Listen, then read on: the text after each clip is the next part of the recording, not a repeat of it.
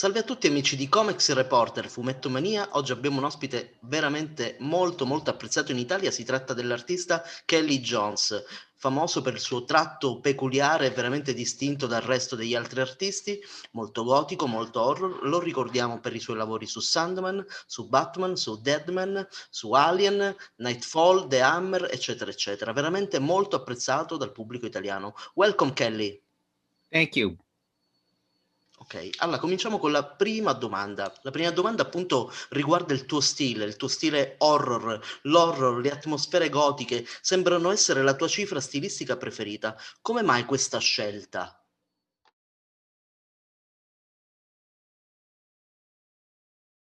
Well, probably the reason that my work leans towards horror or Gothic imagery is I grew up watching a lot of these types of films, reading those stories and whatnot.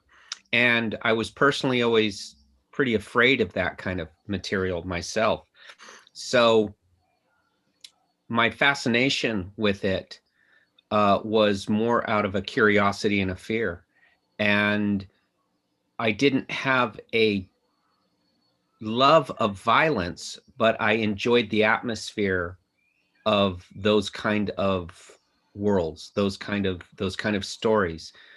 I always liked the fact that you could draw more. There was more possibilities in horror or Gothic type art. You didn't have to follow the same tropes, the same ideas as other artists, because something frightening is unique to everybody, whatever that may be. So you had to develop atmosphere, and you had to develop different strengths, lighting, angles. You had to develop tension and suspense, and then deliver an image which hopefully would pay off. And that was a lot more interesting to me. So I found that would obviously worked in characters that are horror oriented, but it worked very well for Batman, even more so, because he's about fear. So that's, though people say he has no powers or he's just a regular person, I've always disagreed and felt he used fear, and not many characters can do that. And so those two things worked well. My personal interest in drawing like that, and a character probably next to Superman, the greatest character, and it worked for a lot of people. Allora, sappiamo che sei un grande appassionato di film horror. Hai citato il regista Mario Bava, il nostro regista italiano Mario Bava, nel volume della DC Comics Infinite Halloween Special, colorato dal nostro ospite Mark Chiarello. Il tuo nome inoltre appare anche nel libro Mario Bava All the Colors of the Dark. Come hai scoperto questo regista horror italiano?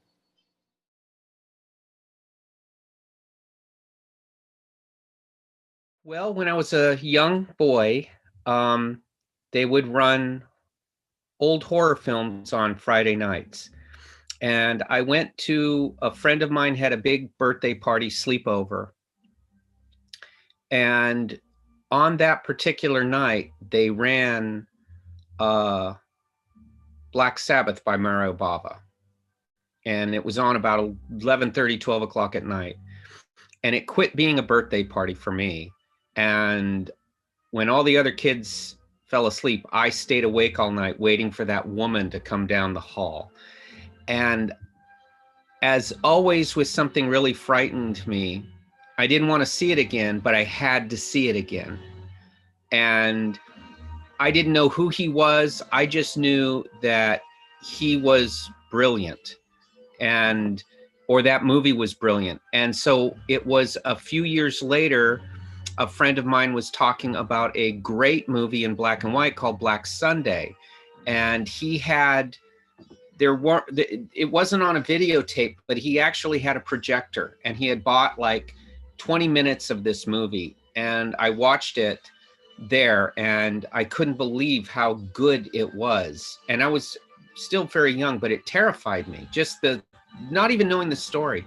So eventually it did come on television, and it was better. It was like somebody had filmed a dream. Everything I'd seen from him at that point on was brilliant. And when it was hard to get any information on him. Just his movies, there's all you knew. And every one of his films struck me. They just were beautiful. I always used to tell my colorists, look at Black Sabbath, look at Planet of Vampires. That's how I want to be colored. Then some years later, I was in a magazine rack, and Tim Lucas's great video Watchdog had, I think it was one of the second issue or something, and it was all about Mario Bava, and that's the first I'd read about it. And then he had said he was going to publish a book on Mario Bava, and he was taking early advances on purchasing it. So I was like maybe the first handful of people. And I waited patiently for that book, and it was worth it. It was completely worth it. It's such an influence on me, because what he did, I think, was, though he was a very humble man, he took his work very seriously, and everything is based on his images. I think he worked backwards. He probably thought of his images and then made a story around it. That's why they stayed with me to this day. I don't think I've still seen anything that registers as strongly to me as his horror films. Just they're beautiful. I mean, that's a hard thing. That's a strange way to describe a horror film, but they're beautiful. Allora, andiamo avanti adesso con le domande che vengono poste dal nostro pubblico, e la domanda ce la pone questa volta Fabio Butera e ci chiede: hai disegnato il quarto capitolo di Frankenstein Alive Alive. Cosa hai provato nel raccogliere il testimone di un grande maestro come Bernie Wrightson?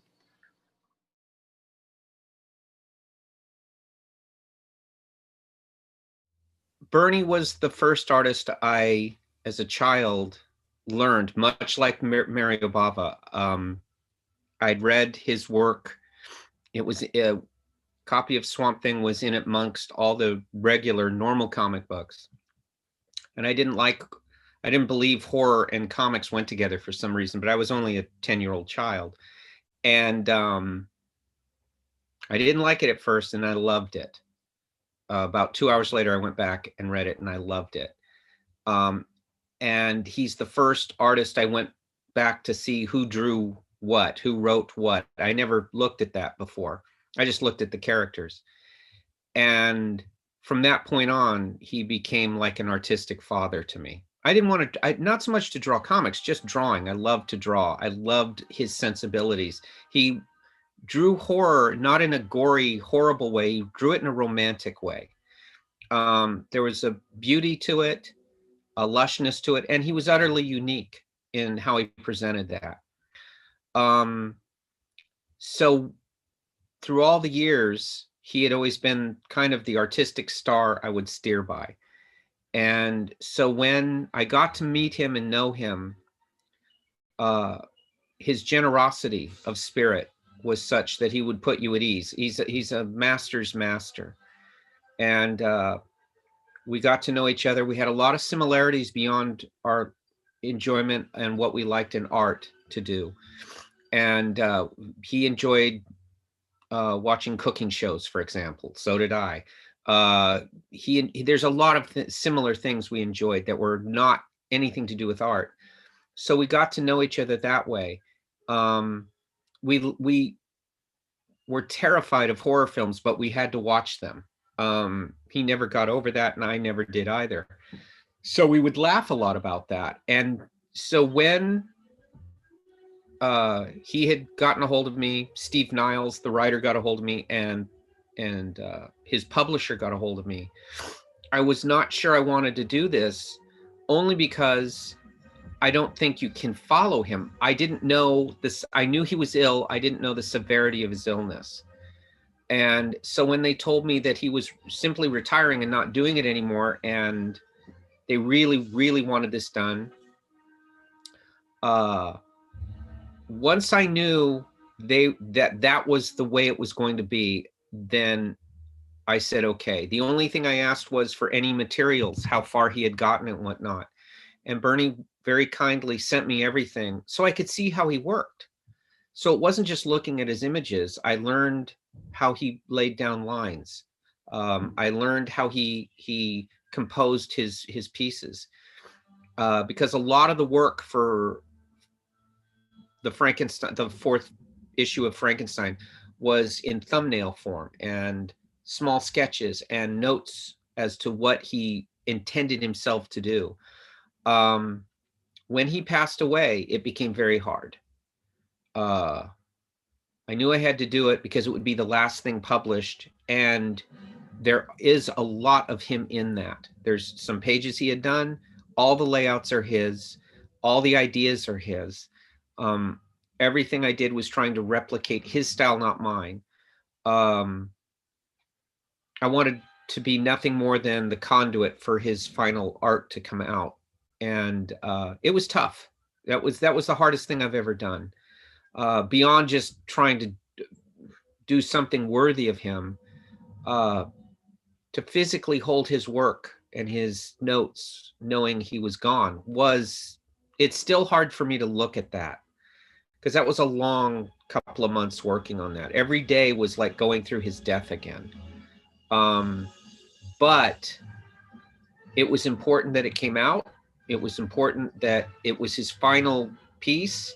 It's a brilliant book. It's one of his great achievements. And Frankenstein was the love of his life. And that he had asked me, every time I just thought maybe I shouldn't be doing this, it was him asking me, you know, and I couldn't refuse that. Even if everyone else said, don't, I still would have done it simply because he had asked. And there's no other greater honor, but I wish I never had received it. Sicuramente un grandissimo Bernie Wrightson, sentiamo molto la sua mancanza. Andiamo avanti con l'altra domanda che sempre viene, questa volta viene posta da Nicholas Watkins e ci chiede, riguardo un simbolo iconico, realmente le famose orecchie di Batman, no? Allora, Nicholas ci chiede, quali sono le tue ispirazioni quando hai realizzato le lunghe orecchie di Batman? Hai avuto delle istruzioni da parte di qualcuno?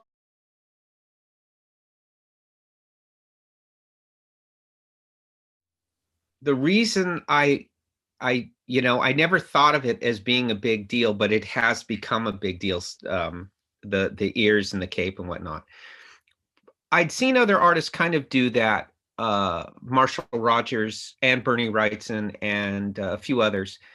But probably the reason I had done it and made it such a part of him was I never think of him in daylight. I never think of him doing things where you can see him in great detail. He's a shadow and he's a silhouette, he's a shape.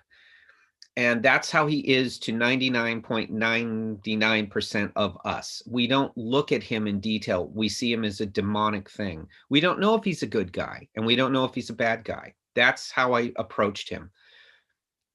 He is a figure of terror in a literal sense. Now, when he fights the villains, they're crazy, so it doesn't matter to them. But to the rest of us who his life's goal is to prevent us from doing criminal activity or becoming onto the bad side of life, he has to be something horrific. And so I always thought of him in a dark room or in a dark alley or somewhere in the dark, and all you see is this shape and you don't know what it is.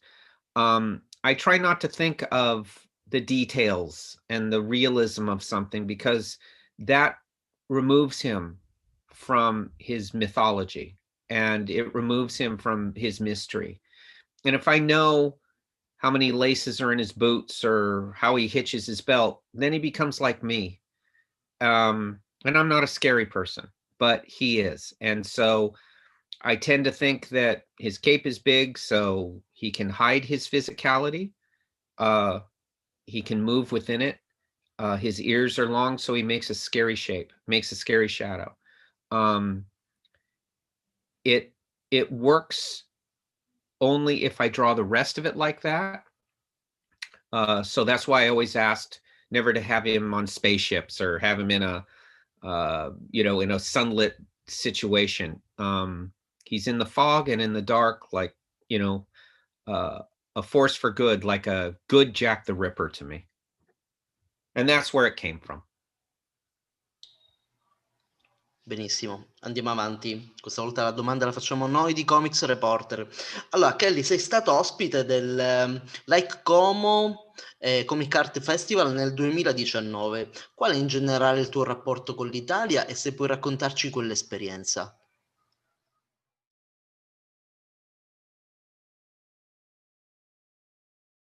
Well, I was very fortunate that DC Comics in 1995, when I started drawing Batman, had asked me to go to Rome for their book fair.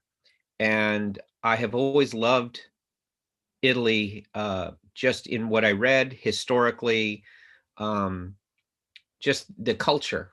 I'd always really loved it. I loved its history.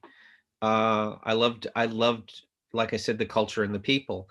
So when they had asked to come recently to Lake Como, it was an easy decision to make, even though it's a very long flight and you have to do a lot while you're there. Being in that environment, being in that atmosphere was very, very good for the soul. Being around Italian people has always been very comfortable to me because I find their love of their country and their history refreshing. I ask a lot of questions, so I'm glad they tell me things. I love walking around and just soaking that all in.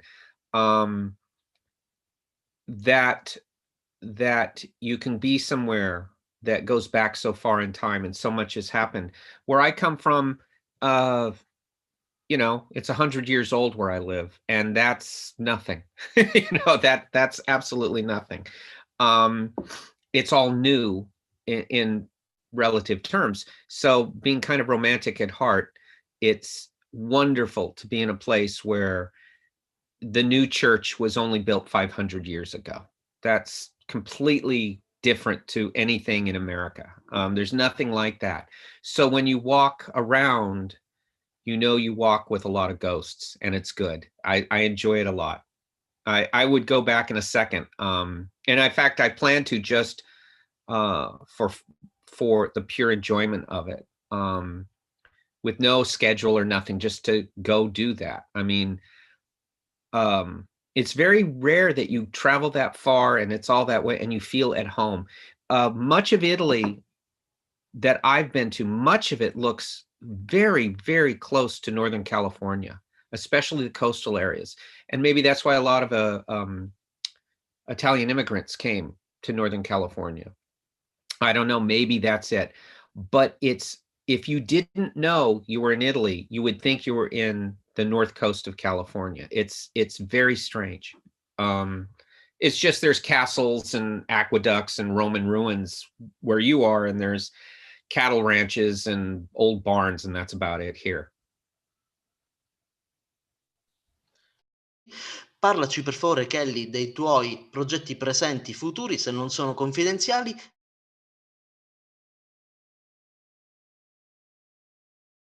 Right now, I have